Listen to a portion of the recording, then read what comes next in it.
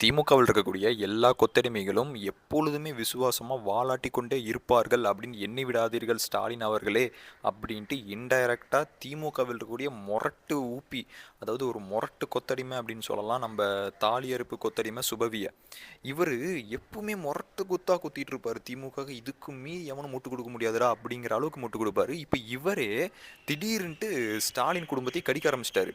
என்ன ஒரு திருட்டு பையன் இருந்தான், ஒரு வயசான திருட்டு பையன். காட்டுக்குள்ளே வர்றவங்களோட நகையெல்லாம் பறிச்சிருவான், கால் செருப்பை கூட பறிச்சிருவான், சனமெல்லாம் அவனை திட்டும். அதுக்கப்புறம் அவன் கடைசியாக வயசாகி செத்து போயிட்டான்.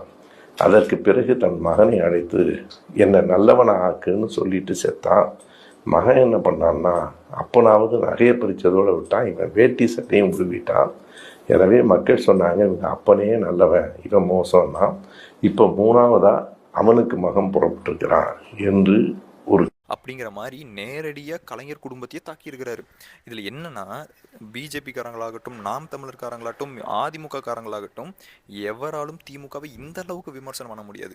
ஆனால் அவருடைய சொந்த எஜமான் கருணாநிதியுடைய குடும்பத்தையே சுபவி இந்த அளவுக்கு வெறித்தனமாக கடிச்சு வச்சிருக்கிறாரு அப்படின்னா இது என்ன காரணமாக இருக்கும்?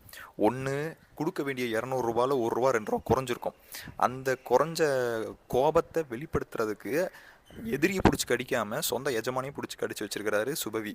அப்படி இல்லைன்னா என்ன ஆயிருக்கும்? கொடுக்க வேண்டிய இந்த பிரியாணி குவார்ட்டரில் ஏதாவது ஒன்று மிஸ் ஆயிருக்கும், பீஸ் மிஸ் ஆயிருக்கும், இல்லை குவார்ட்டர் மிஸ் ஆயிருக்கும்.